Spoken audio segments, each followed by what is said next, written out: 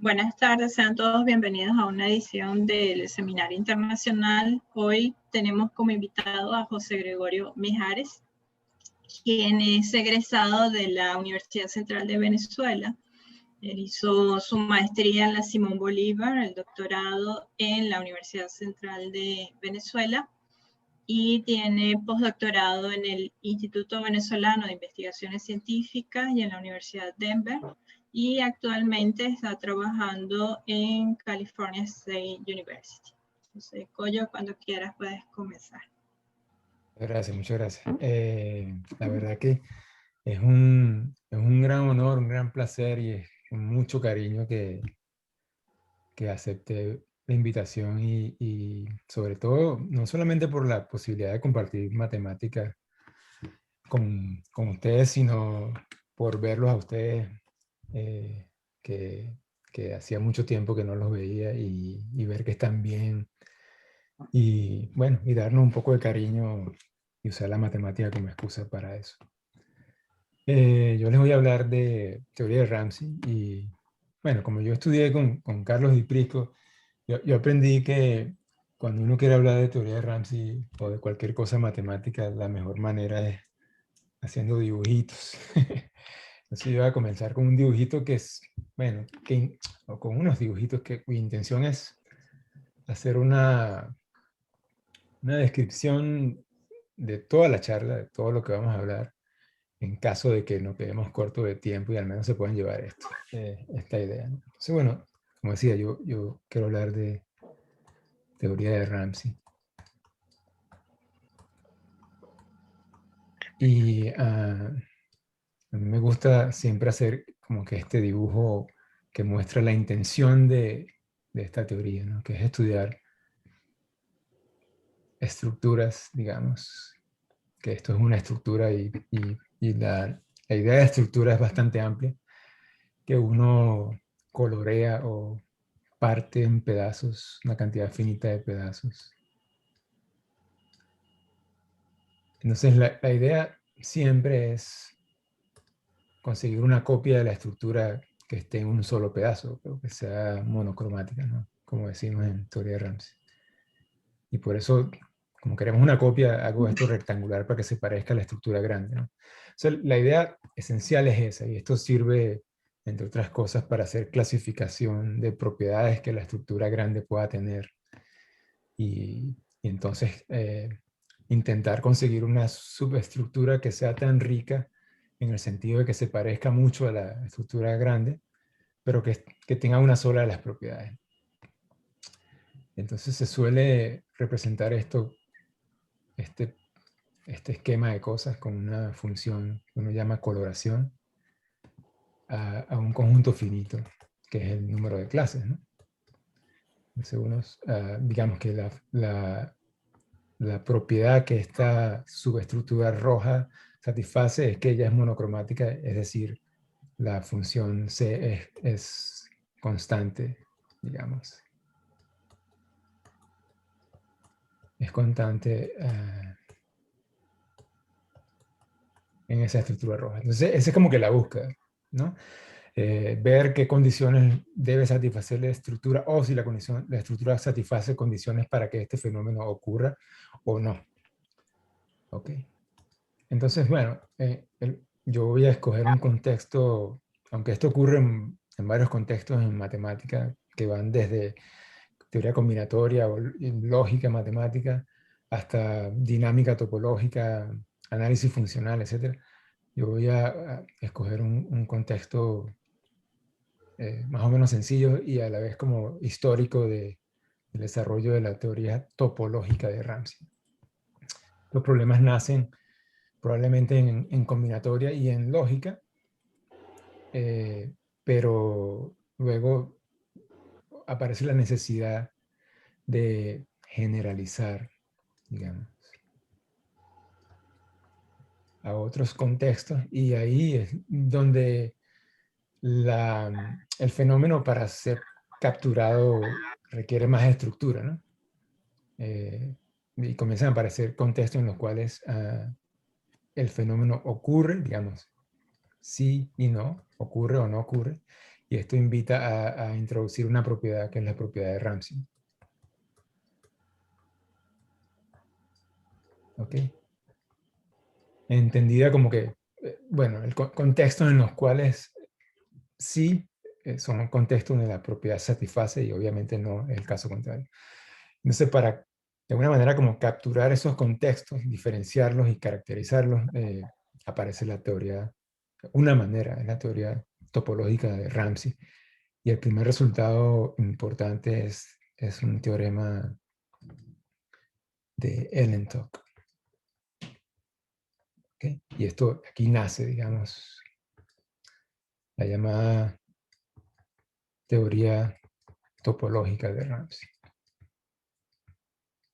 Entonces yo lo que quiero hablar es de esto, un poco del desarrollo de esta teoría y cómo posteriormente una gran parte importante del desarrollo de esta teoría ocurrió tratando de generalizar el teorema de Ellentok o, de hecho, darse cuenta de que hay más contextos aparte del contexto de los números naturales, que es donde ocurrió, donde, digamos, estos son contextos 1, 2, 3, etc. La idea es como crear un marco que capture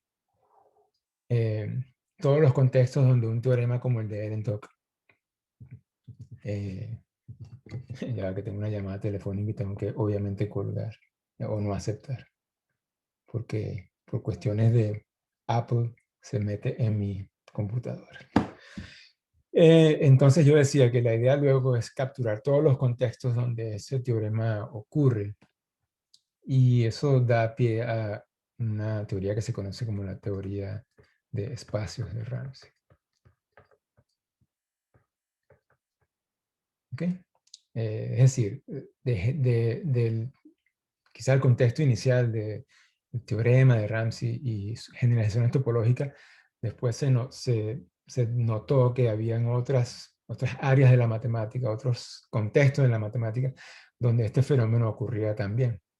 Y bueno, estudiando esos contextos se hizo una caracterización que los abarca todos. Pero incluso, y si da tiempo, muy recientemente se ha detectado que esta teoría de espacio de Ramsey realmente se puede refinar un poco más y dentro de ella también hay vertientes.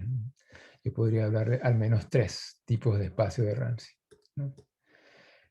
Y ahí voy a parar, ¿no? Eso, digamos que este es el plan de la charla, este es como que lo que si ocurre algo, se va a la luz o algo así, este es lo que hay que llevarse. Que la teoría ha ido evolucionando de esta manera. Y bueno, de hecho, esta es la charla. Si quieren, paramos aquí y nos vamos a almorzar todos. Ya. Nos vamos para la aula 35 y nos tomamos una cerveza. Pero bueno, quería como que hacer esta especie de outline, como dicen por aquí. Por si acaso las ideas importantes se van en, en transparencias y en símbolos y en demostraciones y cosas así. Eso realmente ya no es tan importante si esta idea está clara. Entonces ahora sí vamos a compartir la presentación. Y como dije, bueno, está en inglés porque probablemente así pueda ser un poco más universalmente compartida. Bueno, entonces comenzamos. Muchas gracias de nuevo a los organizadores.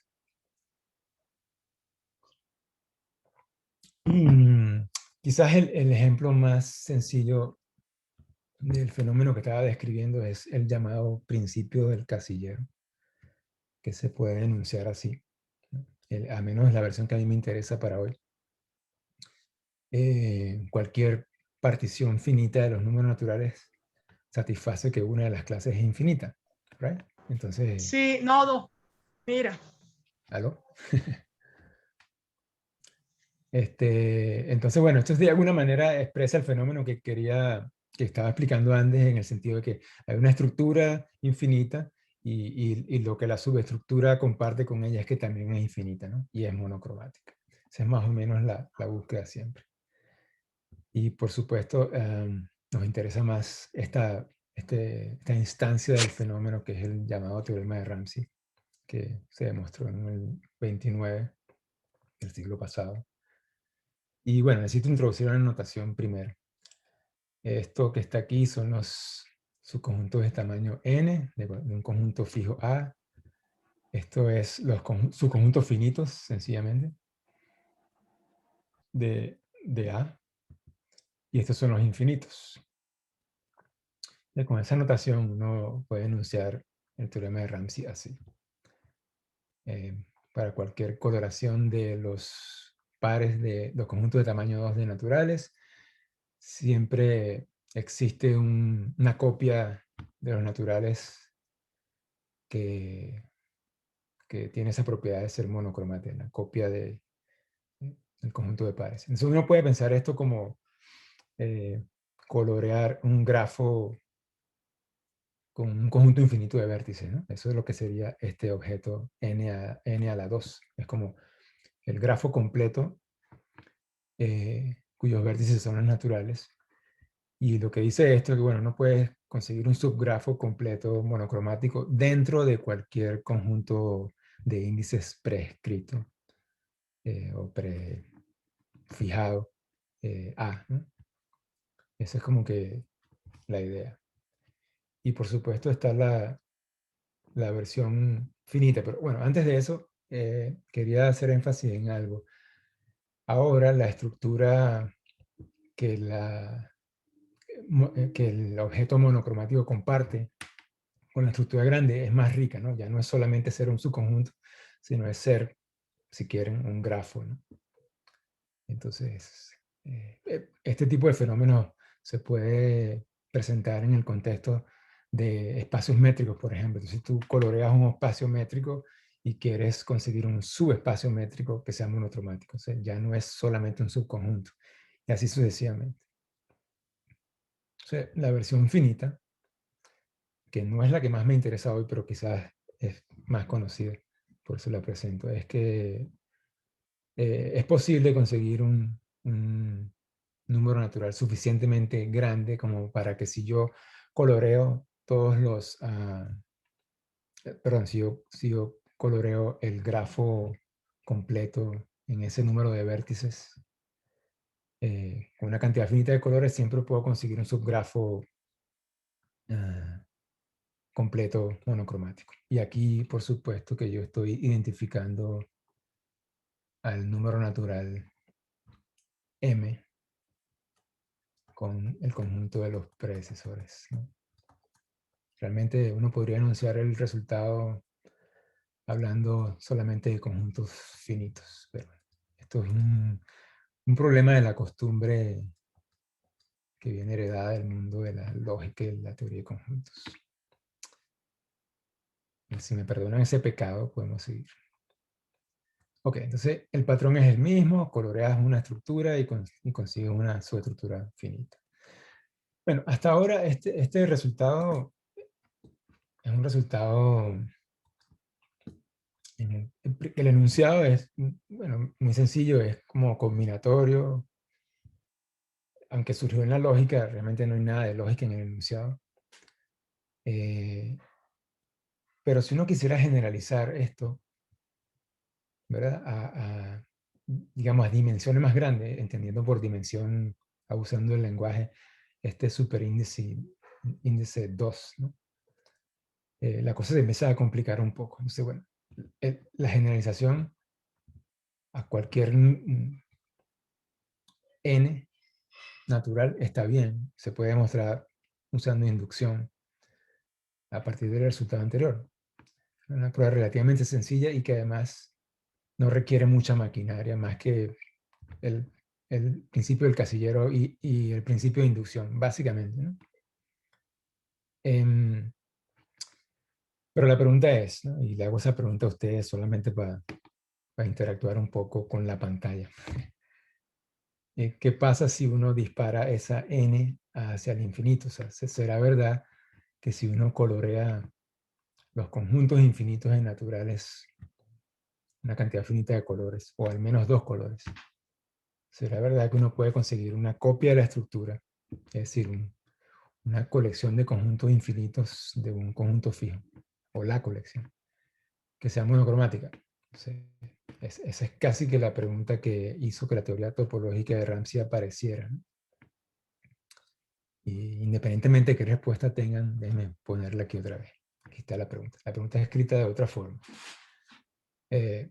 Dado un conjunto de conjuntos infinitos de naturales, ¿será que existe un conjunto infinito cuyos subconjuntos todos sean monocromáticos? En el sentido de que, bueno, todos están del lado de X o del lado del complemento.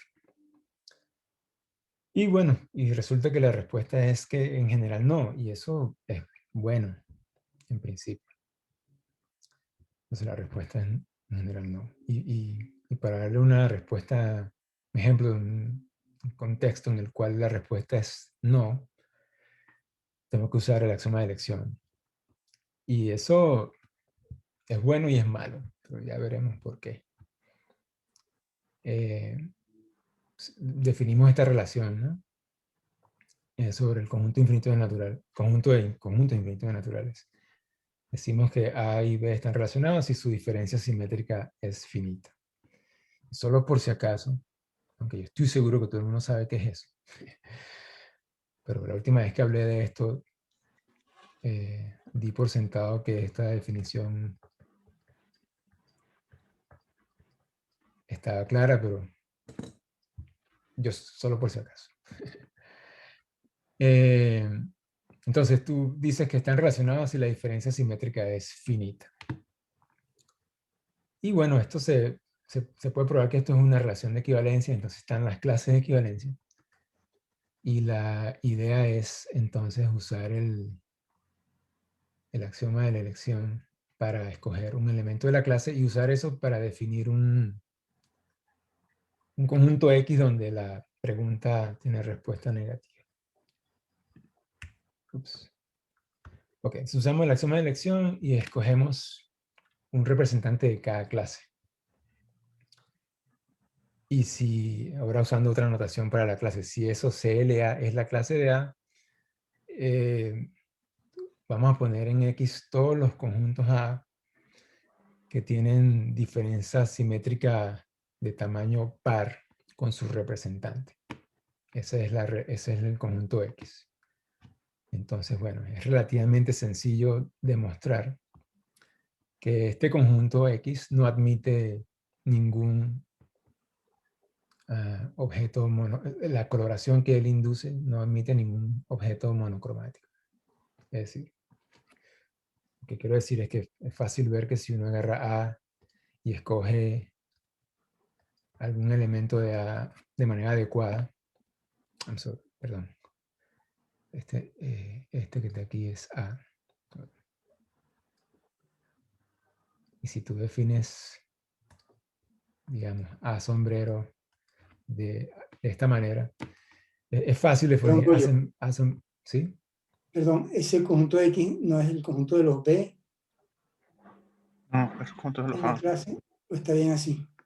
Bueno, no sé, yo creo que está bien. O sea, estoy diciendo, voy a poner allí todo A cuya diferencia simétrica con el representante de su clase tenga tamaño par. Y entonces, por ejemplo, si A, este A que estoy escribiendo yo ahora, es uno B, de su esos. clase es el representante. Ok. Exacto. Exacto. Si te usan nuestra notación que está aquí. Entonces, este señor es el representante de la clase de este señor. Pero lo que pasa es que si yo elijo a 0 adecuadamente, entonces resulta que la clase de A y la clase de A0, perdón, de A sombrero, es la misma. Entonces puedo usar el mismo representante y como quité un elemento, entonces la diferencia simétrica para uno va a ser par, pero para el otro va a ser impar. Entonces, por eso la conclusión es que para este A, de hecho para cualquiera, si yo escojo A0 bien, no va a ocurrir ni esto, O sea, puedo conseguir A's de tal manera que no está totalmente contenido en X, pero tampoco es disjunto de X, el conjunto de conjuntos infinitos. Es decir, la pregunta para este conjunto X tiene respuesta negativa. Entonces, bueno, lo que ¿algún otro comentario o pregunta sobre esto antes de seguir? Lo borré porque es Dijiste cuál era que... la partición o cuál era la coloración. la correlación, no, X va a inducir una coloración. Déjame escribir. Perfecto, ok. Lo que estoy diciendo ahora es que si yo, ya va, si yo, una vez que defino este X, yo escribo al conjunto de infinitos naturales como X y su complemento, ¿verdad? Lo cual es posible. Entonces, puedo probar que para todo A infinito, cualquiera que tú escojas, lo siguiente va a ocurrir. Esto y esto. Es decir, siempre voy a poder conseguir un subconjunto infinito de A que tenga el mismo representante, es decir, que esté en relación con A y que caiga dentro de X, pero también voy a poder conseguir uno que caiga fuera de X, porque la diferencia va a ser impar. Y eso lo puedo hacer sencillamente removiendo un punto, ¿sí? Porque digamos que lo que tengo que hacer es agarrar un punto adecuadamente o aquí, quitarlo o poner un punto. O sea, con quitar uno o poner uno, ya la diferencia simétrica va a cambiar en tamaño. ¿Sí? Conjunto finito. Entonces, lo que estoy diciendo es que si yo miro a X como una coloración, o mejor dicho, veo la coloración que induce, entonces esa coloración no admite ninguna copia de este señor que sea monocromática. Todas van a tocar los dos colores. Todas las copias tocan los dos colores. ¿Ok? Entonces, eso es, bueno, parece malo en el sentido de que es malo para la pregunta. Si uno quiere que todas las preguntas tengan respuestas positivas, cosa que no tiene sentido. Pero es bueno porque te hace preguntarte, bueno, pero ¿será que hay alguno que sí? Y voy a borrar porque tengo que salir de este modo annotation mode que llaman para poder seguir con la presentación. Bueno, y el hecho de que haya usado el axioma de elección ya se pone un poquito sospechosa la cosa, ¿no? Y no crean que a mí me cae muy bien el axioma de elección, pero uno quiere ser como que eficiente, ¿no? Si uno tiene que usar una herramienta tan poderosa para crear un ejemplo, probablemente sea porque el ejemplo es muy complicado. A pesar de que el enunciado es sencillo, pues eso de elegir un punto, una clase, un elemento de la clase, es como fuerte. Entonces, por allá por los años 60 y al finales de los 60, ¿sí? Un tipo que llamaban Dana Scott, trabajó mucho en teoría de computabilidad y en teoría descriptiva de conjunto. Él estaba acostumbrado a estudiar problemas por jerarquía de la teoría descriptiva y por complejidad computacional, ¿no? Él decía, bueno, este conjunto es computacionalmente muy complicado. O sea, ¿qué tal si uno mira conjuntos más sencillos? Y empieza a ver si esta pregunta tiene respuesta positiva en esos niveles más pequeños. Y por sencillo, realmente lo que él tenía en mente era, bueno, o computación. Es decir, hay un programa que calcula ¿cómo que se llama eso? La función característica del conjunto. O que es un conjunto topológicamente sencillo, o sea, abierto, cerrado, etc.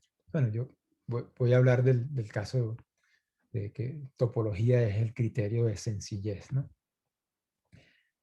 Y, para dar ejemplos donde la pregunta tiene respuesta positiva. Pero bueno, para eso entonces tengo que imponer una topología sobre el conjunto infinito de naturales. Entonces, solo para notar que ya la pregunta se empieza a salir al contexto meramente combinatorio y ya no alcanza eso para responder. Hay que añadir algo más, ¿no?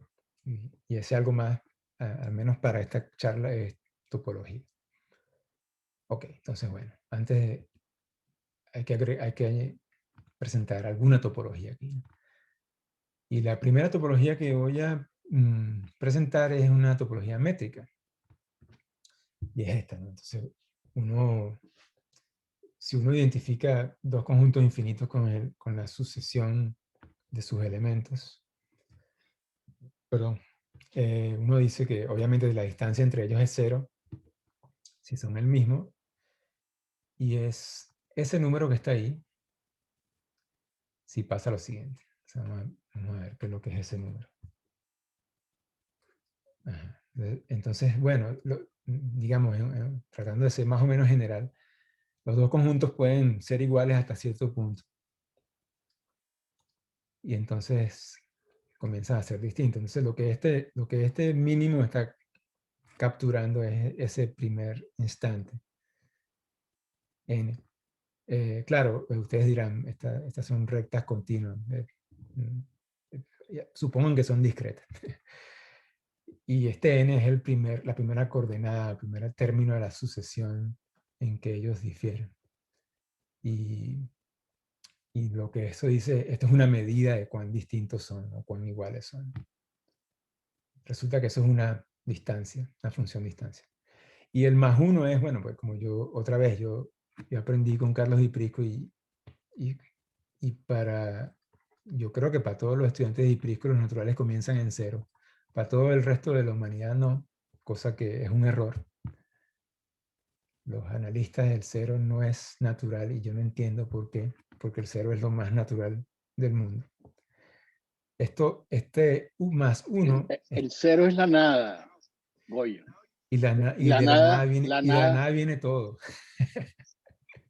Es un concepto muy abstracto, la nada. Pero No es natural. natural. Es No es totalmente natural. No. En el principio era la nada, Wilfredo. Y de la nada surgió todo. Así fue que se escribió, todas las escrituras se han escrito de esa manera por algo. Bueno, religión aparte y espiritualidad a otro lado. Este más uno que está aquí está dando cuenta de la posibilidad de que estos panas sean distintos desde el principio y que tú cuentes desde cero, por supuesto, ¿no? Si ellos siempre fueron distintos, entonces cero es ese mínimo lugar, pero no puedes dividir por cero, así que tienes que sumar uno. ¿Ok? En todo caso, esta función es una distancia y esto da una estructura de espacio métrico a nuestro conjunto infinito de naturales. Perdón, conjunto de conjuntos infinitos naturales. Y por lo tanto de topología. Yo me voy a detener un poco a leer el chat porque me parece que están llegando cosas en el chat que podrían ser interesantes y yo me las estoy perdiendo. Yo estoy de acuerdo ahí, los analistas no están en nada. Oye, pero yo no debería decir eso porque muchas de las cosas que yo hago, sobre todo hoy en día, tienen mucho que ver con análisis, así que yo me siento un poco analista con el pasar del tiempo. Así que, solo si reconoces que el cero no es natural.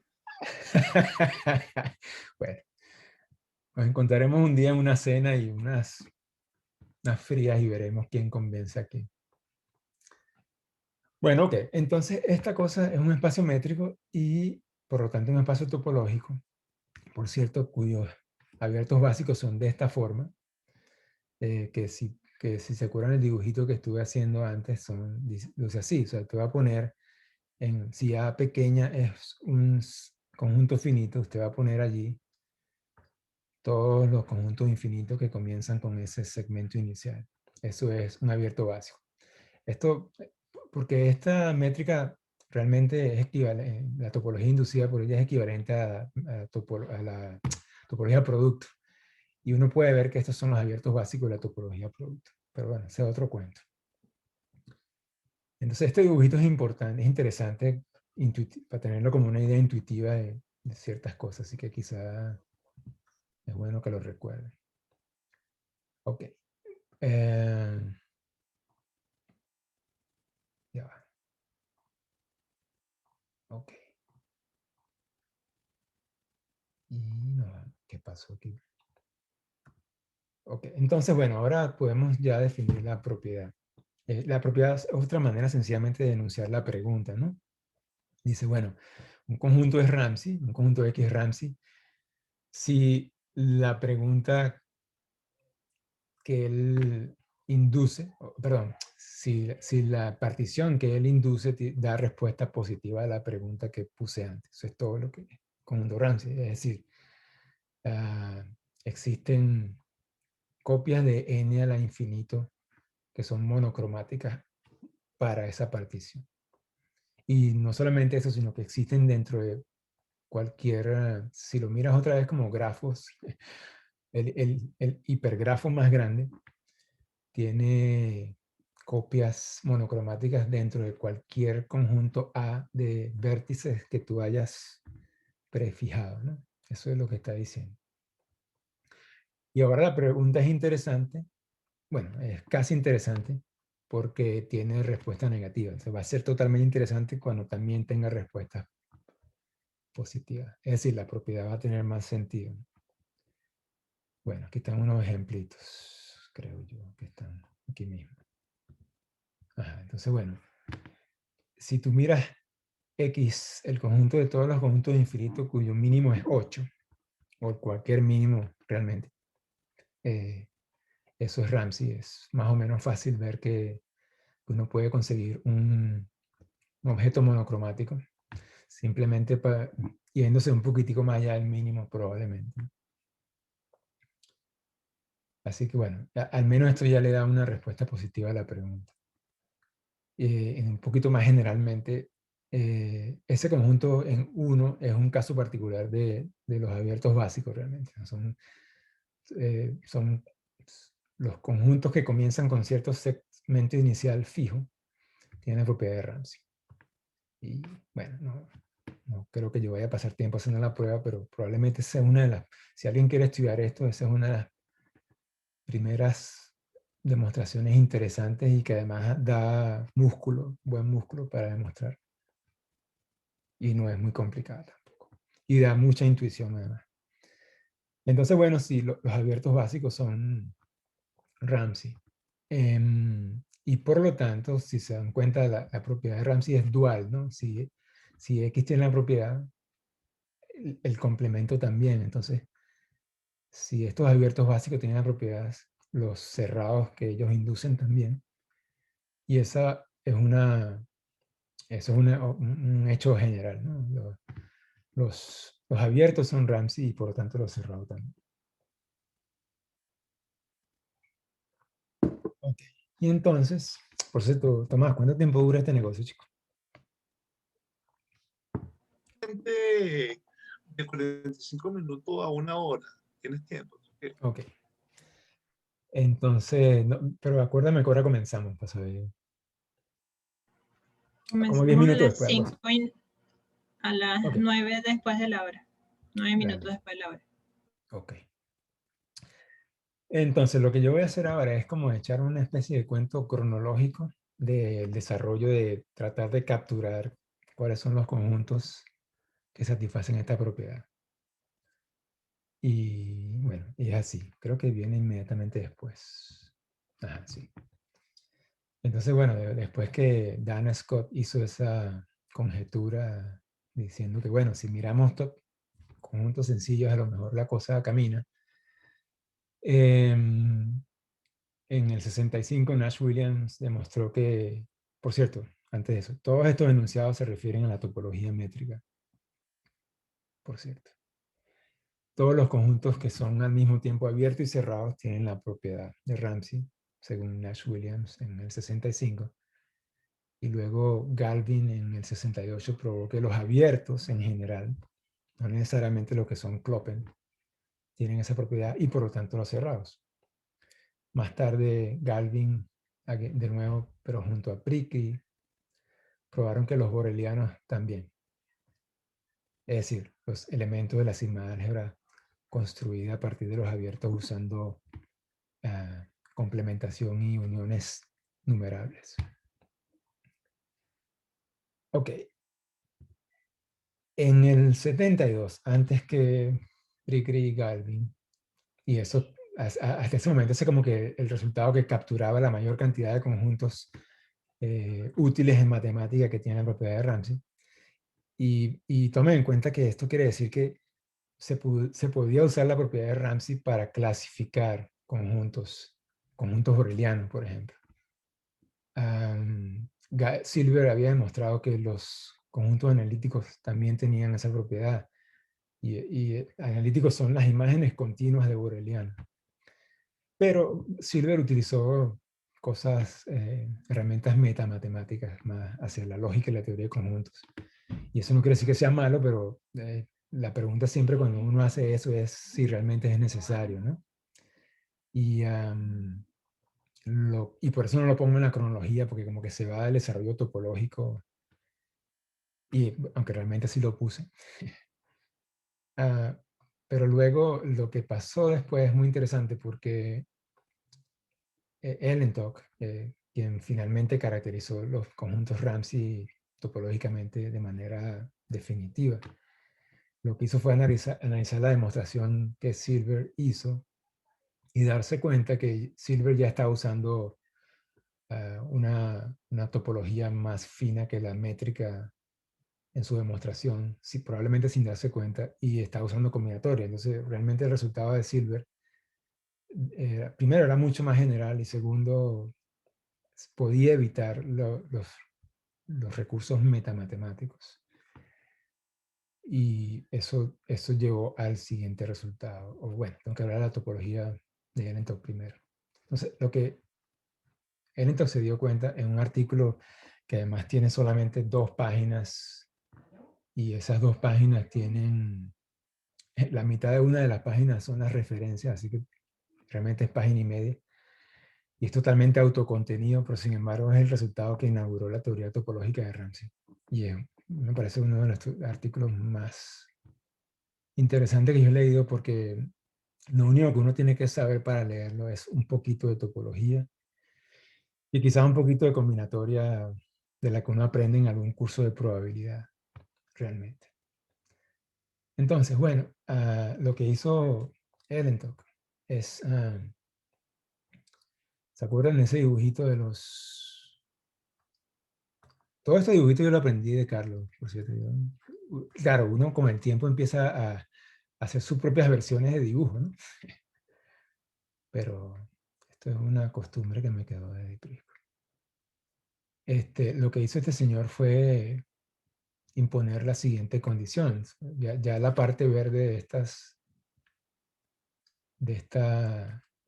este conjunto básico no es libre dentro de los naturales, sino que tiene un constraint, como dicen aquí, que es que tiene que vivir dentro de un conjunto A. Y eso hace, obviamente, que obviamente es una palabra un poco fuerte, que los abiertos básicos que le había definido antes sean casos particulares de estos nuevos abiertos. Y entonces esta topología es más fina. Y lo bueno de eso es que cualquier cosa que él haya hecho sobre la propiedad de Ramsey después captura toda la cronología que les mencioné antes. Y eso es básicamente lo que él tenía en mente. O eso es lo que yo creo, yo me lo tripeo así, honestamente. Haciendo esto y definiendo esta topología más fina y considerando realmente una propiedad de Ramsey un poco más fuerte, Ellentok pudo caracterizar los conjuntos Ramsey. Entonces, para él, Ramsey realmente era esto. Él llamó completamente Ramsey ahora a X. Si ahora los objetos monocromáticos son vecindades de esta topología. Y lo que dice es que, bueno, si tú me das X y consideras la coloración que X induce y me das un abierto básico cualquiera en esta topología, la idea es conseguir un subabierto básico que sea monocromático, pero con la condición de que el segmento inicial que determina ese abierto es el tallo del árbol, si quieren, es el mismo. Y esto es importante porque de esa manera puedes generalizar los resultados anteriores. Puedes usar el hecho de que la topología es más fina, ¿no? Entonces, con esta nueva propiedad de Ramsey, él pudo hacer eso. Y entonces un conjunto es completamente Ramsey si dentro de cualquier vecindad de Lentok hay una subvecindad que comparte el tallo, que es monocromática. Si es monocromática por el lado negativo, digamos, entonces decimos que el conjunto es completamente Ramsey nulo. ¿Okay? Si siempre es por ahí. Entonces, la caracterización que él da es esta. Él demostró, estos son los conjuntos Ramsey. Pues. Los conjuntos Ramsey son aquellos que tienen la propiedad de ver, es decir, esta es la caracterización topológica, tienen la propiedad de ver en la topología de Lentok, y los Ramsey nulos son los que son magros en esa topología. Entonces, bueno, para recordar qué cosa es eso, un conjunto con la propiedad de ver esencialmente es, bueno, vamos a empezar de hecho por el otro. Un conjunto magro es una cosa que usted puede escribir como unión numerable de conjunticos que son nunca densos, es decir, el interior de la clausura de esta gente es vacía. Y eso topológicamente uno podría pensarlo como una colección numerable de conjunticos flacos, ¿no? Flacos, aunque honestamente hay ejemplos en los cuales esta representación gráfica no sirve de mucho, pero en general sí, así que como idea intuitiva está bien, es decir, son conjuntos flacos cuando tú lo comparas con un disco, por ejemplo. ¿Sí? Es como que si uno tuviera aquí una unión de cosas flacas, ¿no? Por eso se llaman magros, quizás. Y el conjunto es ver, digamos, X es ver si es la diferencia simétrica entre un abierto, o por open, pero bueno, abierto, y un conjunto magro. Es decir, es una cosa que, para usar el lenguaje de la gente de teoría de las medidas y eso, es como que, bueno, es abierto salvo un conjunto de medidas cero, pues algo así. Es como que lo hace no ser abierto no es que sea despreciable, pero es flaco, es bastante flaco.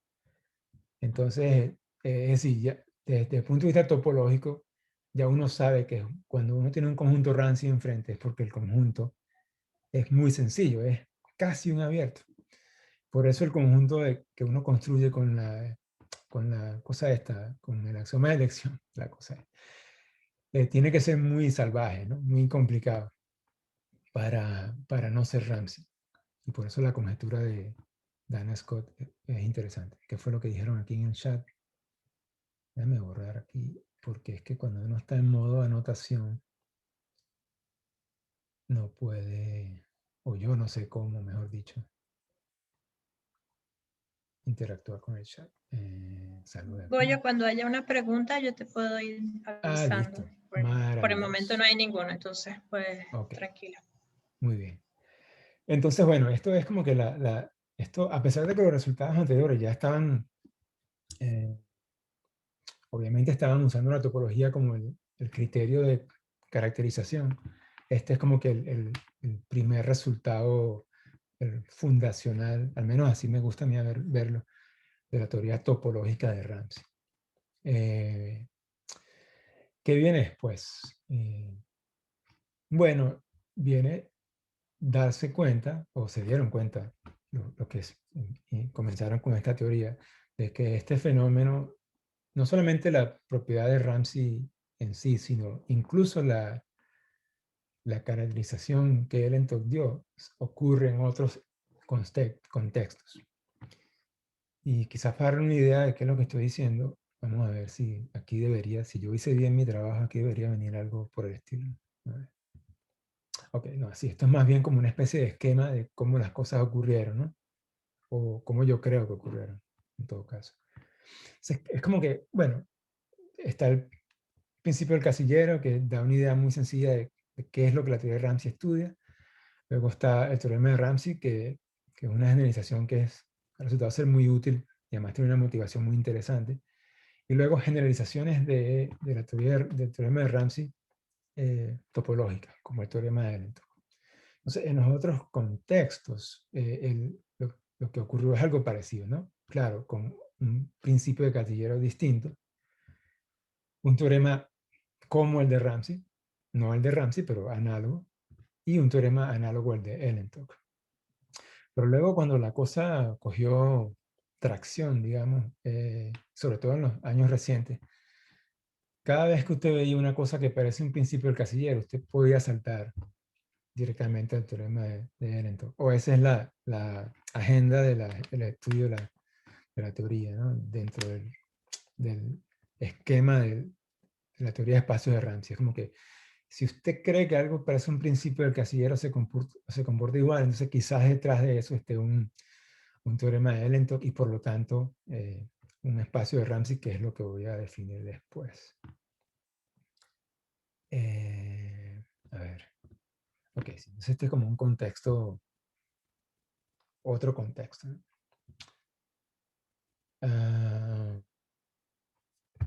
Fin, entonces son los conjuntos finitos de naturales sin el vacío. Y entonces está este teorema que es muy interesante, el teorema de Hyman, que es una suerte de principio casillero para bloques o para conjuntos finitos, en el sentido siguiente, que ahora usted no está coloreando los conjuntos de naturales, sino los conjuntos finitos de naturales. Y lo que hace es que su meta es conseguir una estructura monocromática del siguiente tipo. Esta FU significa finite unions, o sea, son las uniones finitas de A. Y A es una sucesión de bloques. Yo creo que para explicar esto mejor, voy a parar aquí y voy a ir al whiteboard, este que llaman. O sea, la idea es esta, ¿no?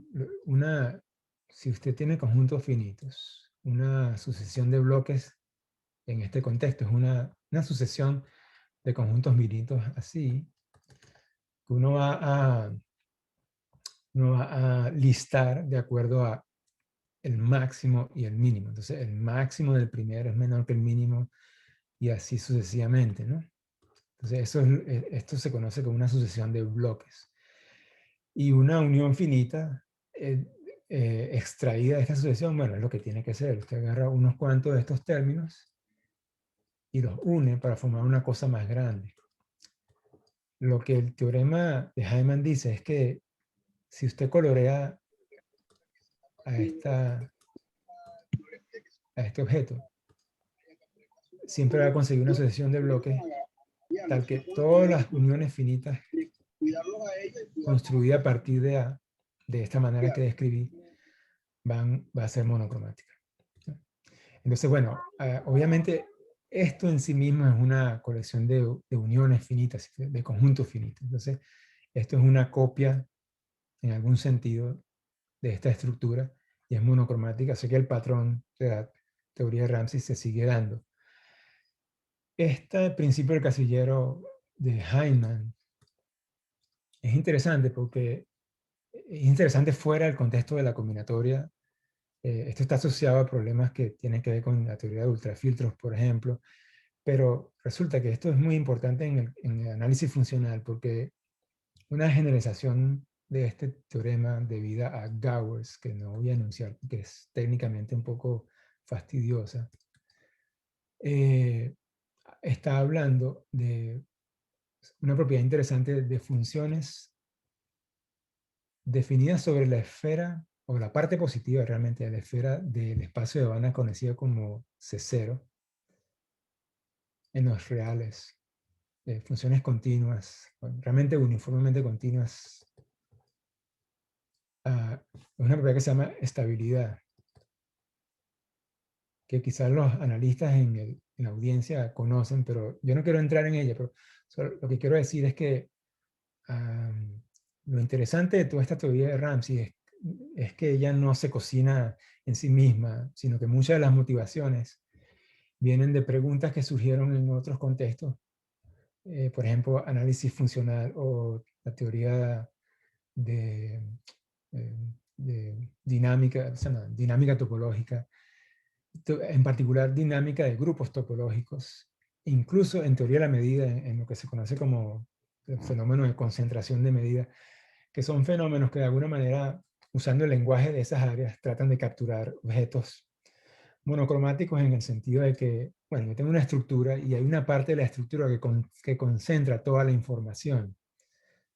Ya sea un conjunto de medida grande, un conjunto estable en análisis funcional, así sucesivamente. Entonces, resulta ser que todos esos conceptos que vienen de otras áreas y que se capturan de otra manera, tienen una versión, tienen una versión en la teoría de Ramsey.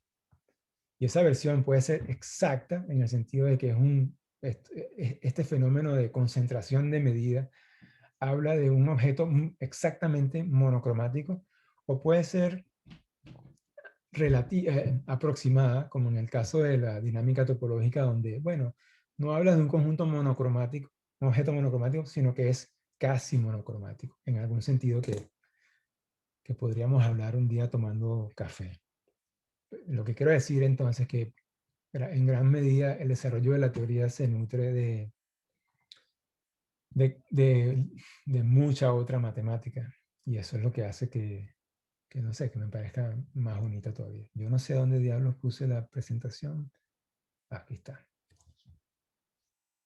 Ok, entonces por eso la teoría de espacio de Ramsey, que es lo que voy a anunciar ahora casi para cerrar, y da quizá espacio a posibles preguntas, si logro conseguir el botón de compartir otra vez.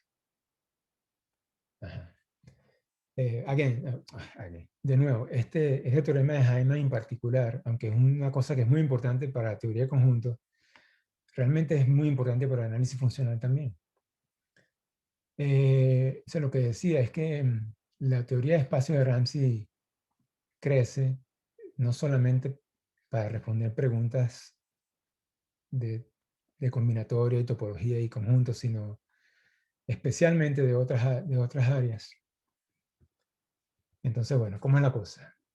Bueno, que esto me lo puedo saltar porque igual lo voy a definir en general. Y en general quiero decir esto. Entonces, todo este patrón repitiéndose en varios lugares llegó a que en algún momento se estudiara cuál es el patrón abstracto, ¿no?, que está ocurriendo allí. Y antes que Todorsevich enunciara eso, ya otros estaban haciéndolo, como Carlson, Simpson, entre otros. Pero bueno, Todorsevich en el 2010 dio con una caracterización que no es que sea definitiva, pero es como que la más corriente, la más corriente no es la palabra. Estoy ahí, estoy lanzando palo cochinero de Spanglish. Realmente es la más actual, voy a decir más bien. Y sin embargo, ya en los años recientes se ha visto que esa teoría se ha ido refinando. Pues la cosa es así, ¿no? Todos esos contextos se pueden describir como una estructura así como esta, ¿no? Una estructura donde usted tiene un conjunto, una relación definida sobre los elementos del conjunto y una función que pretende capturar las aproximaciones de esos elementos. Bueno, para fijar ideas, usted puede pensar que estos son los conjuntos infinitos de naturales, esto es la relación de inclusión, y esta función lo que hace es que le dice cuáles son los primeros n elementos de A. ¿Okay? Entonces, esto es una idea natural en este contexto de aproximación. Te aproxima a los conjuntos infinitos a través de sus segmentos iniciales. Bueno, eso es más general, ocurre en otros contextos y quizás de algunos ejemplos, pero para fijar ideas eso puede ser un buen ejemplo. Entonces, con una estructura así, con una función calculando aproximaciones así, uno puede definir. Tengo que salir del modo anotación.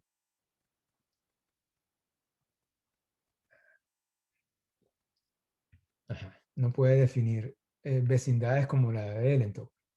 Sencillamente lo que uno ha estado mirando en esos contextos son objetos determinados por una aproximación A pequeña, un elemento del conjunto A, llamado A, y entonces usted pone ahí todos los conjuntos o todos los objetos que tienen la misma aproximación A y que de alguna manera están sujetos a vivir dentro de el A grande, dependiendo de cuál es la relación que el contexto está usando, ¿no? Y con esa definición uno puede definir una propiedad de Ramsey de la misma manera que antes, ¿no? Exactamente la misma definición. Si un conjunto ahora es Ramsey, si dentro de cualquier una de estos, lo voy a llamar vecindades, aunque todavía no he dicho si son topología o no, cada una de esas vecindades uno puede conseguir una subvecindad que mantiene la aproximación, que es monocromática, en el sentido de X. Y bueno, lo que hizo Todorsevich es básicamente imponer unos axiomas sobre estas estructuras para que un teorema como el de Ellentok se pudiera demostrar en cualquiera de esas estructuras. Y entre otras cosas, los axiomas permiten que uno pueda usar estas vecindades como una topología. Eso no es de gratis, hay que verificar que en efecto esto define una base para una topología. Eso no es de gratis. Esta cosa... Ajá. Entonces uno llama espacio topológico de Ramsey a cualquier estructura de estas, donde, bueno, esencialmente lo que dice aquí es donde el teorema de Ellentok vale, o una versión del teorema de Ellentok vale. Entonces ahora el trabajo es, bueno, ¿cuáles son los espacios topológicos de Ramsey entonces? O sea, lo que él demostró es que yo no voy a hablar bien de los axiomas, sino de qué hacen, probablemente. Él introdujo 4 axiomas y dice que, bueno, cualquier estructura que satisfaga esos 4 axiomas, ¿y qué hacen? Los axiomas son estos. O hacen esto, mejor dicho. Los 2 primeros te permiten pensar, no sé si se acuerdan que yo hablé de que había no podía definir una métrica sobre los conjuntos infinitos de naturales. Entonces, bueno, el axioma 1 y 2 lo que te permite es, primero, metrizar las sucesiones de aproximaciones de una manera análoga a la que se hizo en aquel contexto, y luego hacer que el conjunto R sea un conjunto cerrado de ese... De hecho, para eso necesitas 3. En todo caso, mirarlo como un subconjunto de las sucesiones de aproximaciones. Y eso es sencillo de explicar, quizás lo puedo decir en un minuto. El axioma 3, entre otras cosas, lo más importante de él es que permite que esta identificación haga que el conjunto R sea un conjunto cerrado en la métrica. Y eso es importante porque en ciertos contextos tú tienes que hacer fusiones que están generando realmente puntos límites en el, ¿cómo que llaman uno eso en general? El punto de acumulación en el espacio de sucesiones, y tú quieres capturarlos dentro de R para que las propiedades se puedan heredar. Y eso necesitas, para menos que sea cerrado. Y necesitas un principio del casillero. O sea, yo mostré 2 ejemplos, ¿no? El usual y el teorema de Hyman, pero realmente en todo espacio de Ramsey hay algún resultado que se comporta como eso. O sea, lo que decía es que este es el teorema abstracto de Ellentok que Todorsevich mostró o demostró. Que cualquier estructura que satisfaga esos 4 axiomas es un espacio de Ramsey. Es decir, en esa estructura vale el teorema de Ellentok. ¿Ok? Entonces, bueno, ya hay como una especie de récipe o de cartilla de verificación, y usted ahora anda buscando estructuras para ver si satisfacen la cartilla o no, o construyendo estructuras nuevas, ¿no? Eso es más o menos lo que surgió. Y bueno, usualmente esas estructuras se definen para satisfacer propiedades o para responder preguntas en otros lugares. Entonces vamos a ver. Ok, este es un ejemplo. Yo no sé si queda tiempo, porque lo que quería hablar ahora de algunos ejemplos clave y de entonces decir al final hacia dónde la teoría quizás se está bifurcando, ¿no? Entonces, rapidito, aparte del ejemplo inicial de Ellentok, que son los conjuntos infinitos naturales, este es un ejemplito que Gabriel Padilla y yo hicimos hace unos años, realmente para estudiar, bueno, una intención que yo tenía era hacer una prueba distinta de un resultado de Nesetril, que era que los llamados, ¿cómo se llama eso? Complejos simpliciales tienen la propiedad de Ramsey. Y hay una prueba de Nesetril, pero a mí me latía que había una manera de probar eso usando espacio de Ramsey. Y bueno, eso lo hicimos aquí, definiendo estos pares que están aquí, nosotros los llamamos poliedros. En otros contextos combinatorios lo llaman complejos simpliciales o una colección de símplices, que son, bueno, familias que son hereditarias, y eso tiene interpretaciones interesantes en geometría. Y uno puede imponer una estructura de espacio de Ramsey, por ejemplo, con esta relación, la relación de orden aquí o de preorden es sencillamente que Y son subvértices de los de X, y las caras en Y son caras en X. Es decir, Y es un subsímplice o un subcomplejo, ¿no? Pues, bueno, con estas relaciones y con la relación de aproximaciones natural, que es por restricciones, uno puede probar que el espacio topológico, que es un espacio topológico de Ramsey. Y bueno, un byproduct de este asunto es que los complejos simpliciales tienen la propiedad de Ramsey, que ya había probado en ese, pero lo que a mí me gusta de la prueba que nosotros hicimos es que consigue una subfamilia como óptima de los complejos simpliciales que genera todo el resto de la familia, y eso no lo había hecho en ese. Entonces, bueno, esa parte me gustó. Y bueno, tiene otras implicaciones conectadas con dinámica topológica, pero que no vienen al caso. Ok, no sé, hasta ahora les he hablado de 3 ejemplos. Los 2 primeros se comportan más o menos igual en cierto sentido. Este ejemplo es un poquitico distinto. Y déjenme darle otro más, un poco, o sea, de hecho bastante distinto de los 2 contextos anteriores, para luego finalizar con una descripción de una clasificación más fina que se está haciendo ahora, y entre otras personas. Yo tengo las manos metidas ahí. Pero yo creo que para hablar de este ejemplo, mejor me voy al whiteboard, y de hecho no sé si necesite los slides más. Vamos a ver qué más hay por aquí. Bueno, esto lo puedo decir con palabras rapidito. Esta es una colección de ejemplos. Entre ellos ahí quería mencionar, este ejemplo al final lo hicimos con Natasha Dobrinin en Denver en el 2015, y quiero mencionar esto porque ¿por qué? Sí, bueno, ok. Déjame irme al pizarrón, porque creo que lo que voy a decir es más chévere ahí, con dibujitos, para finalizar. Y después vemos un poco eso. O sea, lo que quiero enfatizar es que, bueno, hasta ahora, ok, Torses nos dio la caracterización de espacio de Ramsey. Y los espacios de Ramsey más comunes, al menos para el momento de esa caracterización, todos tenían un aspecto como secuencial, ¿no? En el sentido siguiente, todos eran como sucesiones de bloques. No todo, pero la mayoría. El conjunto infinito de naturales es así, o sea, numeritos. Los elementos son sucesiones crecientes de naturales. El conjunto de sucesiones de bloques de conjuntos finitos son bloques de conjuntos finitos. De alguna manera, tienes la idea de sucesión otra vez. El ejemplo que yo les di de los poliedros, voy a llamarlo P, es un poquito raro, porque tú puedes comenzar con un complejo secuencial que tenga un solo vértice, luego, pero quizás puedes tener uno que tenga 2 vértices, uno que tenga 3 vértices. Entonces, cuando tienes 4, quizás la cosa se ponga así, o así.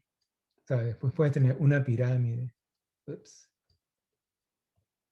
Entonces, la idea de cuál es la aproximación no es tan obvia. Entonces, si le pegas otra cara aquí, o otro, ¿cómo llaman? Otra pirámide aquí, entonces ya la cosa empieza a cobrar otro tipo de estructura. Entonces, ¿cuál es la idea de aproximación? No es tan obvia. Entonces, el próximo ejemplo ¿cómo lo llamo? Bueno, sí, lo voy a llamarlo como se llama. Se llama así, omega a la omega. Son particiones. Y otra vez tengo que decir, bueno, este dibujito yo me lo aprendí de Di Prisco, que es demasiado bueno este dibujo para explicar la cosa. Se te va a poner aquí todas las particiones del conjunto infinito de natural. Perdón, todas las particiones infinitas del conjunto de números naturales. Pero es bueno mirarlas así, ¿no? Digamos, esa partición es A, esta es la llamada. Esta es la primera clase de la partición, es infinita, y este es el mínimo. Entonces, la siguiente clase, usted la pone aquí, y como el mínimo es más chiquito, bueno, va a empezar un poquito después. Perdón, más grande, va a empezar un poco después.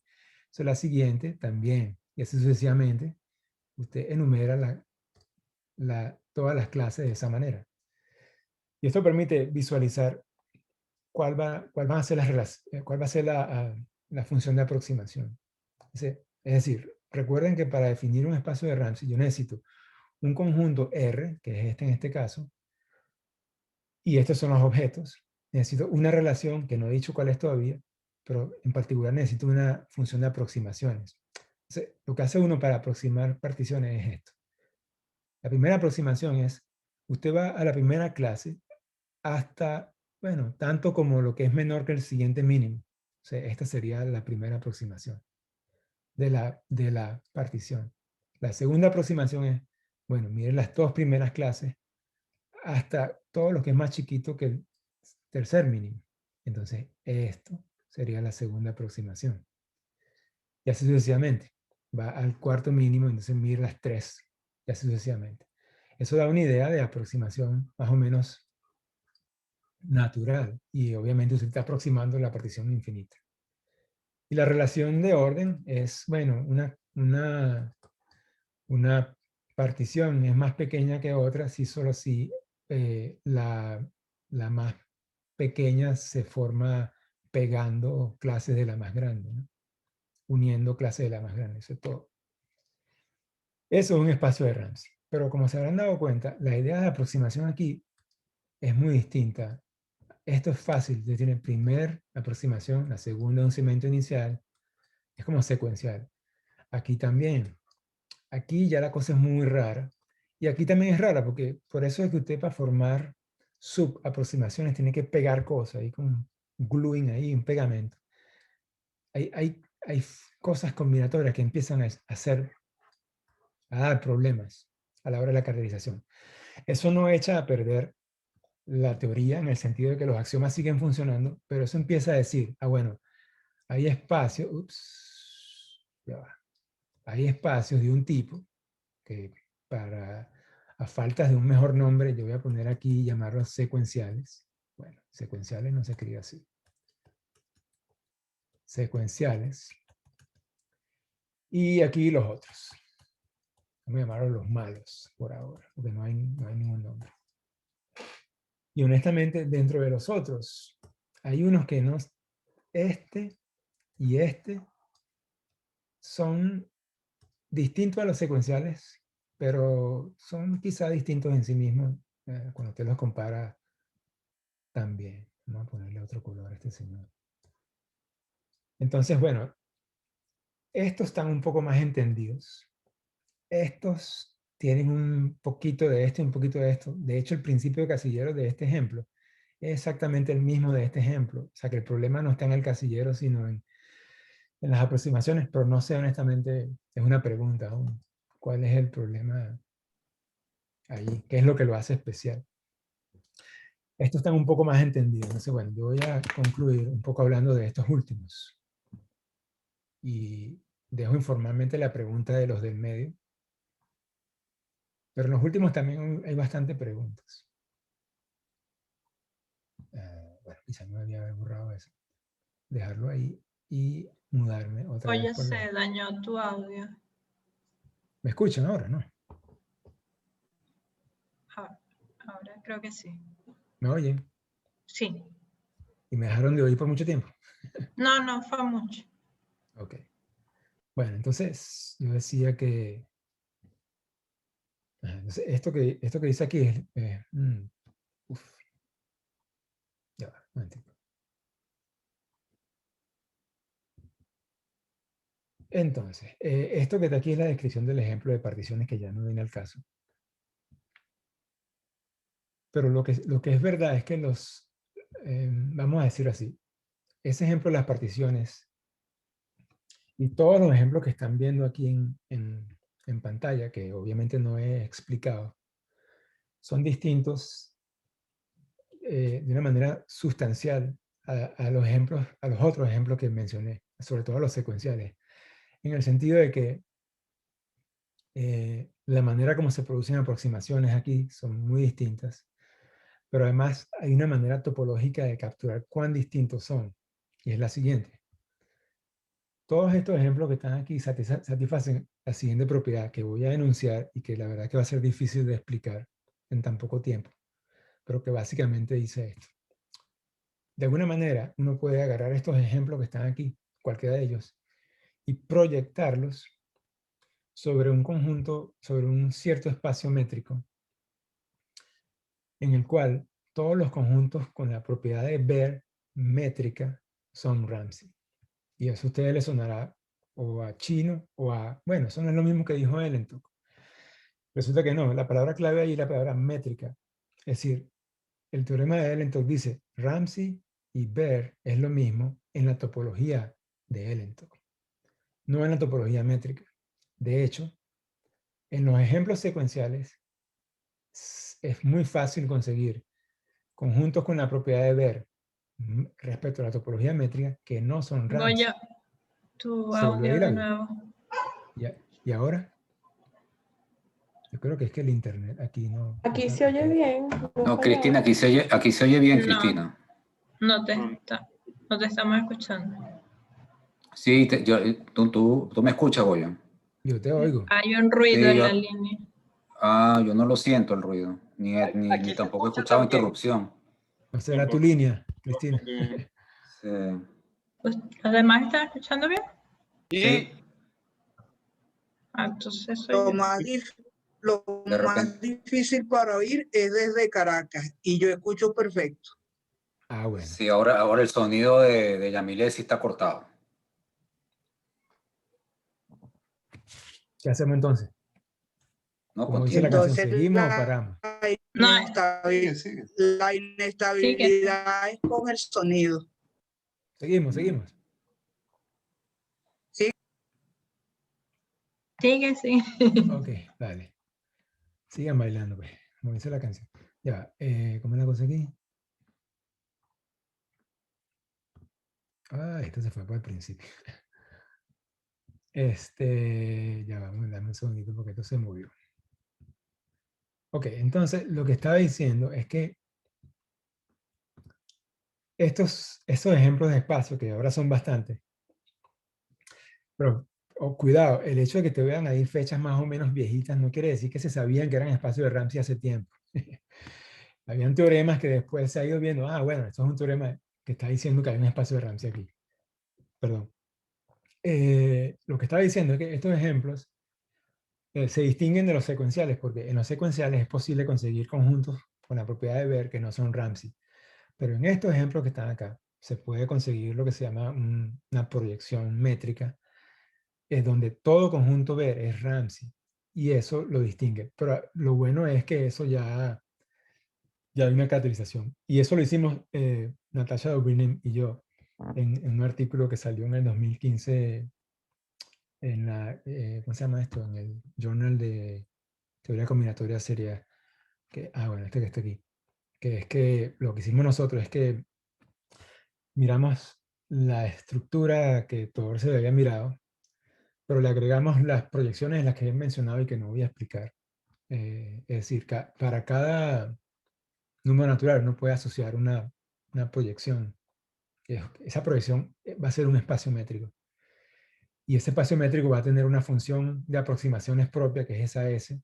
Y ese redondito que está allí es una manera de componer elementos de R con elementos de RK para producir nuevos elementos de RK. Eso es bastante natural en el ejemplo, pero bueno, no hay tiempo. Y lo que hicimos es caracterizar las estructuras en general. Y eso lo hicimos, olvídense de esto porque eso fue lo que acabo de decir, lo hicimos agregando algunos nuevos axiomas. Añadimos 3 nuevos axiomas que capturan ese fenómeno. Y lo que sí puedo mencionar es que el hecho de que ese fenómeno que yo expliqué ocurra, una manera de garantizarlo es usando el llamado teorema de categoría de Baire. Entonces lo que nosotros hicimos fue añadir 3 axiomas que permiten que versiones del teorema de categoría de Baire se puedan probar en los espacios de Ramsey. Que eso no era obvio usando los 4 primeros axiomas nada más. Y entonces, bueno, el resultado es este. El resultado dice ahora que cualquier estructura ahora enriquecida con las proyecciones que satisfaga los 7 axiomas, además de ser un espacio de Ramsey, es un espacio de Ramsey de los no secuenciales. Por eso es lo que dice aquí, ¿no? Si perderse en el tecnicismo quizás no vale la pena. Esencialmente lo que dice es que en las proyecciones, los conjuntos Baire son Ramsey.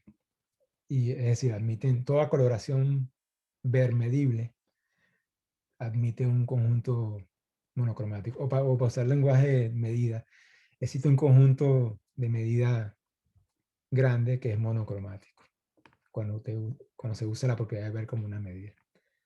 Bueno, eso es todo, creo yo. Muchas gracias.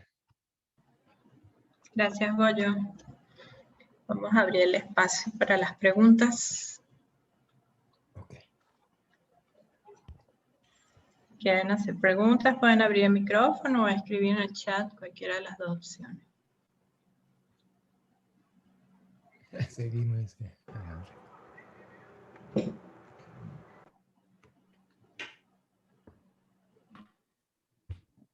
Osvaldo, ¿cómo estás tú? No te había ¿Cómo visto. está? Tanto tiempo. Sí, Bueno, hombre. ya que me elegiste de primero, te voy a empezar a hacer preguntas. Órale. Después, en el último slide, tú dijiste cuando usabas el criterio de ver como criterio de coloración. Sí, en el sentido de que, ok. Sí, En ese eso es ¿cuál interesante. sentido? Ajá. Ajá, Sí. ok. Realmente, esa es una manera de decir lo siguiente. Si uno tiene una estructura, digamos, bueno, este color no ayuda, ¿no?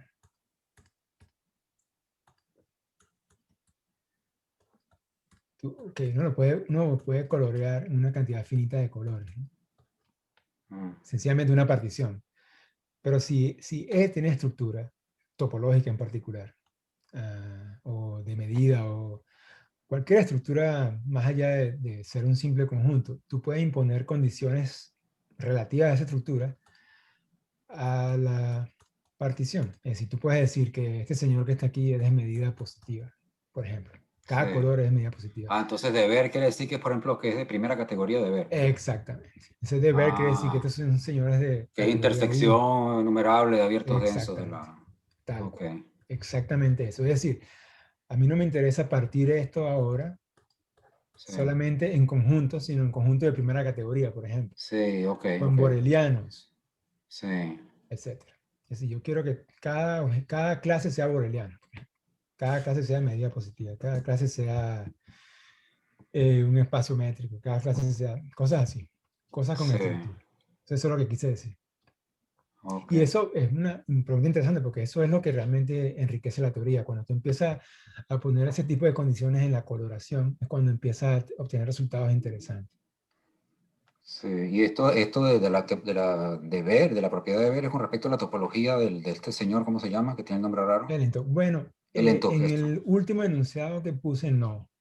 Ya voy. No, ajá, entonces, ok, eso es lo que quería entender, porque un poco... Sí, porque justamente lo que quise decir allí es que, bueno, desde el punto de vista de Ellentok, un poco el enunciado que aquí aparece al final es un contrasentido, porque, no un contrasentido, parece una redundancia, perdón. Decir que un conjunto de Baire es Ramsey, bueno, eso no fue lo que probó Ellentok.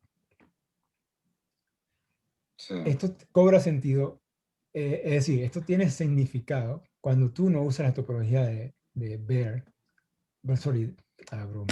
no usas la topología de Ellentok. Y estas proyecciones R sub K que estoy poniendo aquí son espacios métricos. Y la topología es métrica, no es la de Ellentok. Y la topología de Ellentok no es métrica, por cierto. Es la que llaman la topología exponencial. Una topología Sí. lejos Entonces, de ok, ser esa métrica. era otra pregunta que te iba a hacer. Si la topología del Ellentok era métrica. Es es esencialmente la misma topología esa que llaman de hit and run topology, o compacto abierta, o Sí. convergencia fuerte en análisis. No, esto va, pero a paso de vencedores. ¿Qué pasó? ¿Cómo que pasó? No, sigue, oye, sigue. ¿Es otra cosa? ¿Una pregunta? Sí. No, sigue. Ok. No, lo que estoy diciendo es que en todo caso, la topología de Elento es Sí, totalmente no métrica. Es sí, la misma topología de Vietoris que llaman. sí. Y el punto es ese, que entonces estos RK que están aquí, o sea, vamos a ver si yo puedo explicar esto con un dibujito rapidito. Mm. O O sea que ese teorema de ustedes es un teorema métrico. es decir, ok, mira a ver si esto más o menos da una buena idea de la cosa. Okay. Imagínate tú que esta es una partición, esto es una partición infinita de naturales como la que he estado representando, ¿no? Es decir, Sí. primera clase, después vendría la segunda. Lo que pasa es que no voy a poner las demás clases, ¿no? Sí. Entonces, si tú miras hasta la késima clase, tú puedes entonces mirar.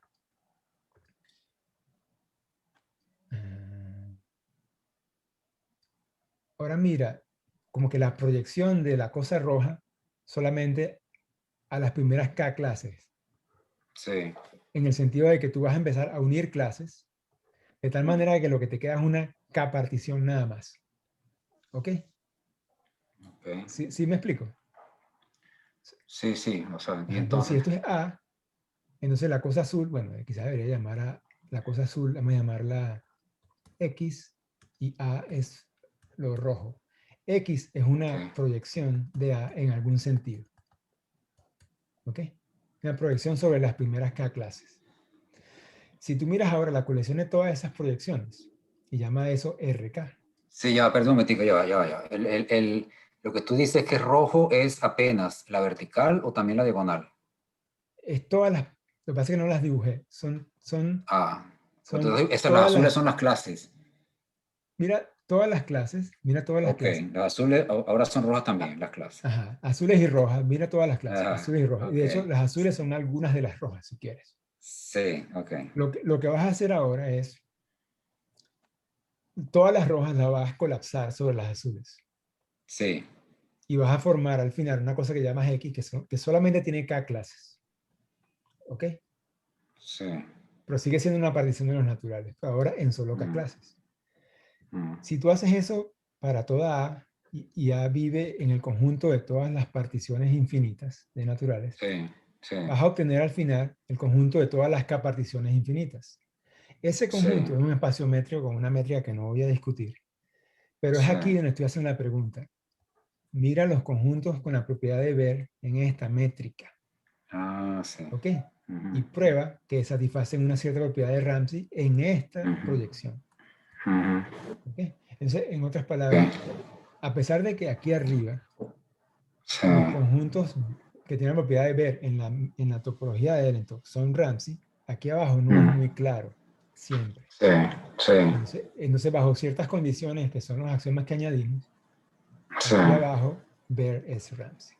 Incluso en el caso métrico. Y solo de nuevo para dar contexto a por qué esta pregunta es relevante, por qué este resultado es relevante, es porque en el caso de los conjuntos infinitos naturales, la proyección natural es sencillamente los conjuntos, los K subconjuntos. Y aquí tú no necesitas topología, pero si la impones, pues va a ser la discreta. Sí. Y por supuesto que son Ramsey, porque esto es el teorema, en este caso tienes el teorema de Ramsey. Es decir, aquí es trivial, aquí no es trivial. Sí. Ok, entonces no sé La si... topología discreta es la topología de los cilindros. O la topología de los topología- cilindros de los primeros. La topología discreta es la topología de los cilindros, ¿es eso? La topología discreta es donde todo el mundo es abierto. Sí. Todo conjunto es abierto. En particular, todos los Sí, ok, está bien. unitarios son abiertos.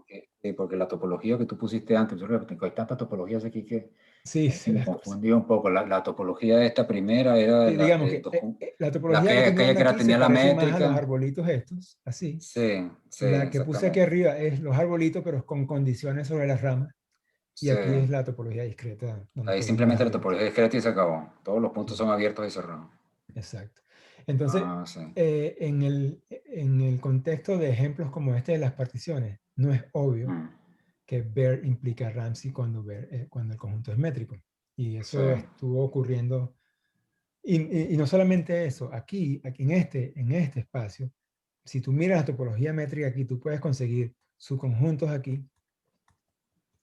que tienen la propiedad de Baire métrica, pero no son Ramsey. No son Ah, Ramsey. sí, Es claro. fácil Ok, construir, bueno, relativamente ok, fácil construir conjuntos Baire ok. métricos que no son Mm, Ramsey. ¿Ok? ok, sí. Bueno, ya estoy un poco de Oye, hay garabatos ahí, una pero... pregunta en Ajá. el chat de Mauricio. Dice, el resultado sobre los complejos simpliciales que mencionaste arroja Ujú. propiedades sobre la homología de los complejos. Bueno, esa es una de las preguntas que, por ejemplo, una de las cosas, ok, ya la cosa se está poniendo candela. Entonces, Mauricio, en ese espacio, una cosa que nosotros queremos estudiar es, o que yo quiero estudiar realmente, es, vamos a ver. No, bueno, respuesta, no. Yo tengo un estudiante ahora aquí en Los Ángeles que está estudiando ese problema de la homología en un contexto muy interesante. Entonces, te voy a responder hablando un poquito de ese problema y quizás te digo después qué he estado yo haciendo aparte de lo del chamo, ¿no? En neurociencia, ya la cosa se puso candela, hay un problema que tiene que ver con reconstruir el espacio que las neuronas observan, ¿no? Y cuando digo neuronas puede ser que observa varios tipos de estímulos. Vamos a pensar para fijar ideas en estímulos visuales, ¿no? Entonces, bueno, tú tienes un animal que vive en este espacio y está oscuro y el cerebro quiere reconstruir el espacio por donde el animal está rodando porque si no choca con los demás objetos, una cosa así. Entonces eso crea en la red de neuronas crea un cubrimiento, ¿no? Un cubrimiento por abiertos. Es decir, las neuronas no ven el espacio, pero ven el cubrimiento. Y cada cubrimiento está asociado a qué parte del espacio, ¿cómo se dice trigger? Chicas, me olvidó. Gatillo. Activa las No, neuronas, ¿no? trigger es gatillo. Ajá, yo sé que activa, pero lo que quiero decir es que, digamos, tienes una cantidad n de neuronas y cada uno de estos abiertos es lo que en este caso, por ejemplo, la neurona 1 solamente alcanza a ver esto de la estructura. Y así sucesivamente. Es decir, al final, el cerebro lo que tiene es un cubrimiento del espacio y ese cubrimiento es obtenido con datos que cada neurona está aportando. Ok, ¿por qué esto es importante? Bueno, porque si tú tienes tu cubrimiento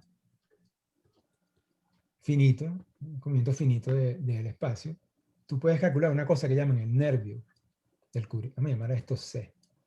Tú puedes calcular el nervio. Y el nervio es un complejo simplicial. ¿Dónde viene el asunto de la homología aquí?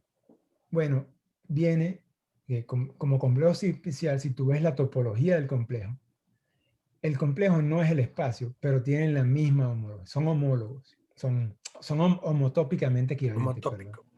Entonces al final del día, tú no sabes cuál es el espacio, pero pareciera que el cerebro no le importa, porque con saber cuál es la homotopía del nervio, ya tú sabes suficiente, al menos topológicamente hablando, suficiente del espacio. Entonces, bueno, ¿por qué? Como te darás cuenta, aquí aparecen los complejos simpliciales. Entonces, yo estoy interesado en usar teoría de Ramsey, porque al fin de cuentas, un cubrimiento, por cierto que a estos cubrimientos se le puede inducir unos grafos de una manera más o menos natural y unos complejos simpliciales de una manera natural, y entonces tú puedes mirar los cubrimientos como una coloración, aunque ahí, por supuesto que hay intersecciones, ¿no? Pero tú puedes siempre disjuntizar la cosa o en todo caso hablar de aproximación, de particiones inducidas o coloraciones inducidas por los cubrimientos.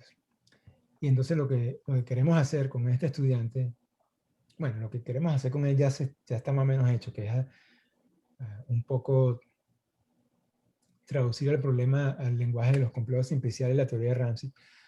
Pero más allá de eso, porque una tesis de maestría, más allá de eso es usar la maquinaria de la teoría de Ramsey y topológica y bueno, de una que no he mencionado mucho, que es la dinámica topológica aquí, que aquí empiezan a actuar grupos sobre estas cosas y ver qué se puede decir para los resultados en neurociencia. Entonces, para responder tu pregunta, bueno, eso es parte de la búsqueda, calcular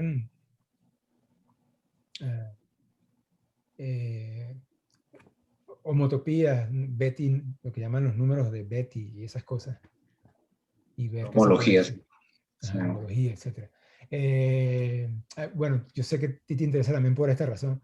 Eso está ligado al análisis de datos, ¿no? Eso se puede usar para lo que llaman topological data analysis y cosas por el estilo. Sí, capaz hay una relación con la homología persistente. Bueno, sí. Que tú estás asociando diferentes complejos simpliciales y lo que haces es variar un parámetro, ¿no? Y entonces con diferentes tamaños de cubrimiento puede... O sea, lo que se me ocurre es que... porque esto de las coloraciones, hay una aplicación que es la famosa aplicación Mapper, que se usa en homología persistente para calcular, arrojar propiedades, digamos, que persisten en el complejo. Entonces, capaz que ahí hay una conexión con la coloración y ver si dentro de estos familias de complejos, pues hay alguno que sea monocromático en algún sentido. En algún sentido, y luego usar eso para clasificar nervios y, por lo tanto, exacto, de alguna manera, redes neuronales, etc. Pero bueno, Mauricio, sí, hay que hablar de eso. Idea, ¿sabes? La idea más o menos es como que si tú tienes, si de alguna manera uno pudiera definir una colección de, cubrimientos que realmente cambian con el tiempo. O sea, el cubrimiento ya no es estático, sino que es ¿sabes? Es una, ¿cómo llaman eso? Un haz de cubrimientos. O sea, el cubrimiento es realmente ahora un haz. Y se mueve en el tiempo y tú lo miras en cada unidad de tiempo y usas persistencia para ver qué se quedó en el camino y qué no. Exacto. Y das un intervalo de tiempo razonable para estudiar eso. Y al final, lo que persiste al final, usando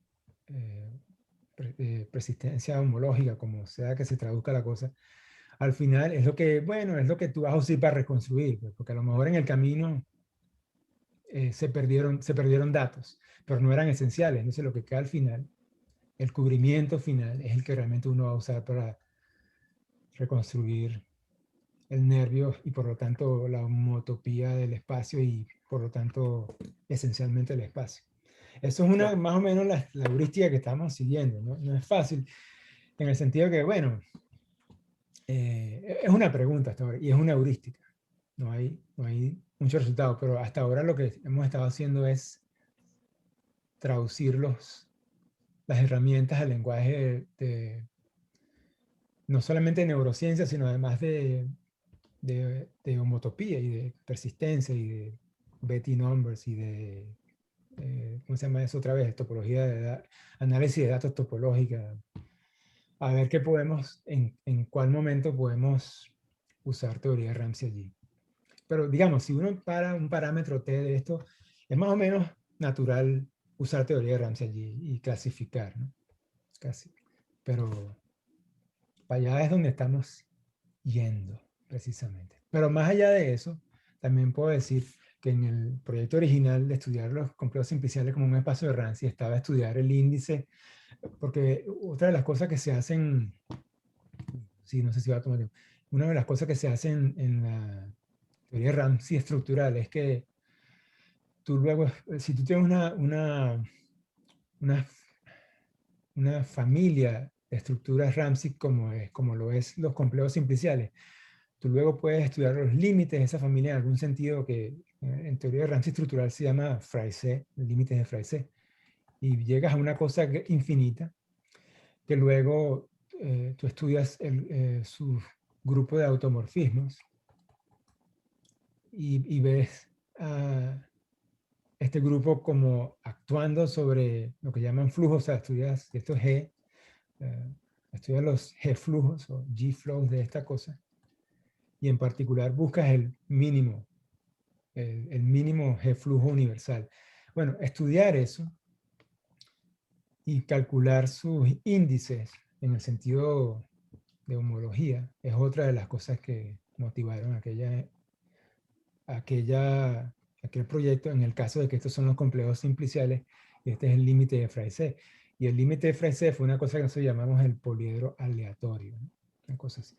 Entonces, estudiar esto y luego los flujos y los índices es otra de las cosas que está ahí en el camino. Nosotros vamos realmente por aquí.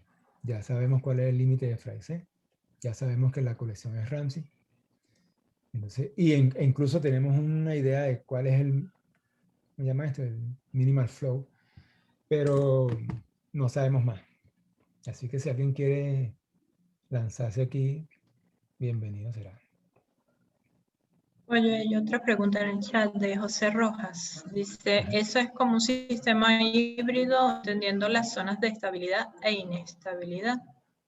Sí, como inestabilidad. Creo que entiendo. O sea, como que lo que no persiste es lo inestable, es lo que quiere decir, algo así. ¿Será? No entiendo bien. A ver.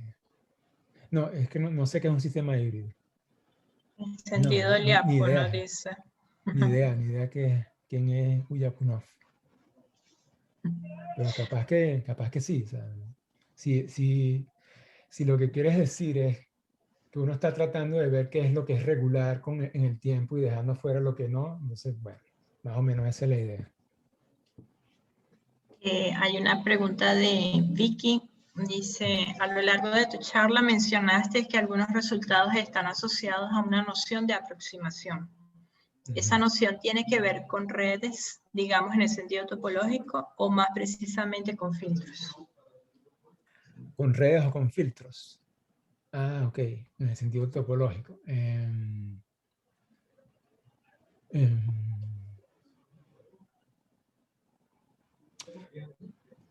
Bueno, en principio quizás con ninguna, pero quizás con las dos. Lo que quiero decir es esto, que la idea de aproximación es más estructural, aunque los filtros sí aparecen después de otra forma. Pero la idea de aproximación... No, Vicky, pero sí, también se puede poner en ese lenguaje. Ok, sí, quizás se puede poner en el lenguaje de redes, ¿no? Y dependiendo también de cuál sea el espacio. Pero es como, sí, es como que si tú tienes, ok, si esto es un objeto, ok, si esto es una sucesión de objetos en el espacio,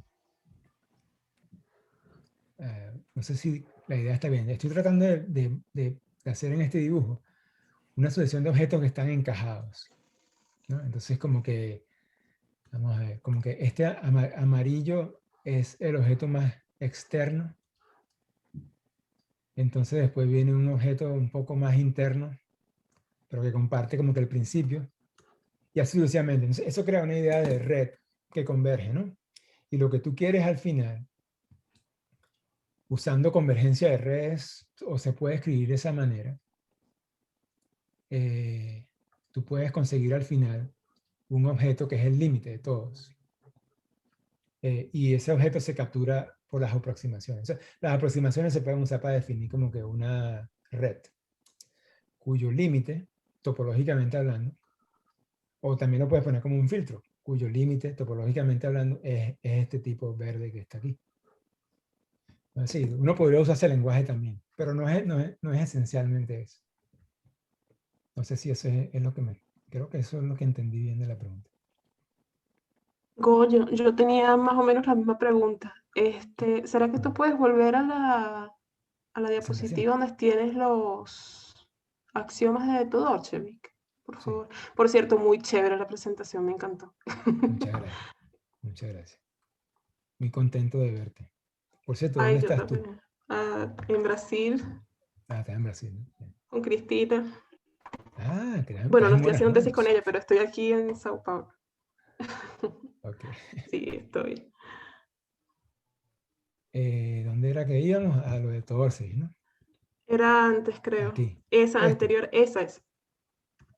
Este. Ajá, falta una partecita abajo. Mm. Un poquito más. Eso. Sí, porque yo no tenía muy claro ese R, cómo uno puede interpretar ese R. ¿Cuál de los dos R? ¿Chiquito o grande? O no sé si el R chiquito. Eso es la función que te da las Ese R aproximaciones. pequeño es Sí, eso es lo que hace. exactamente. Es lo que Pero en el... Ujú. Sí, es como, de nuevo, si este es el conjunto infinito, ¿eh? Y digamos A es un elemento del R grande, digo conjunto por la costumbre, digamos, un objeto ahí. Entonces tú lo que haces es que tú vas capturando a ese objeto por aproximación. Entonces, digamos que la primera aproximación es el vacío. Entonces la siguiente, captura un segmento inicial. Eso sería R1 de A. O en el lenguaje que te he escrito, bueno, aquí no aparece ningún lenguaje que te he escrito, así que no importa. R1 de A. Entonces la siguiente aproximación es una extensión de la anterior que tú llamas R2 de A, y así sucesivamente. Entonces, esto es lo que decía antes, que tú puedes identificar para todo A en R, tú puedes identificarlo con la sucesión de sus aproximaciones. Entonces, tú lo puedes mirar, y quizás esto tiene que ver con lo que acaba de preguntar Vicky, tú puedes, si tú los miras como sucesiones de aproximaciones, entonces tú puedes usar, y lo usas, de hecho muchas veces va a demostrar cosas acá, tú usas sucesiones, y buscas un filtro ahí, o buscas creas una red, y buscas un límite. Y eso es lo que permite, por cierto, hacer el axioma 3, hacer fusiones, y el objeto fusión, el límite de la red, Sí, ya esa. entiendo. Lo que quieres es que dependa de la parte de unas partes finitas y que sea Sí, cerrado. Es como porque imitando la convergencia en la topología discreta, una cosa así, en el producto. es decir, o mejor algo dicho, así. es lo que está imitando la convergencia en la topología producto cuando este señor es discreto. Eso mismo, ya entendí. Tal cual. Eso es lo que Qué se quiere chévere. hacer con estos axiomas. Es precisamente poder tener el lenguaje, ver A como una sucesión de objetos finitos para imitar esta topología suficientemente, que es la topología de las sucesiones naturales o de los conjuntos de Sí, ceros, sí, las sucesiones de ceros y uno, etc. Exactamente eso es lo que se quiere. entendí. Gracias. Chévere. Una última pregunta. ¿Alguien más quiere preguntar?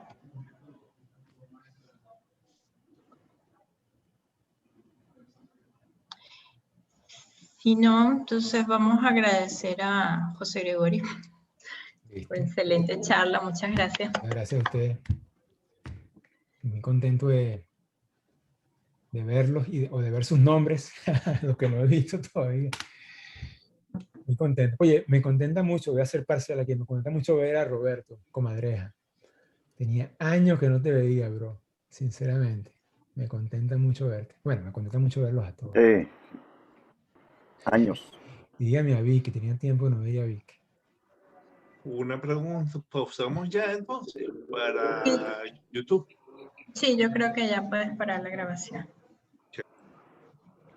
Y yo saludando ahí.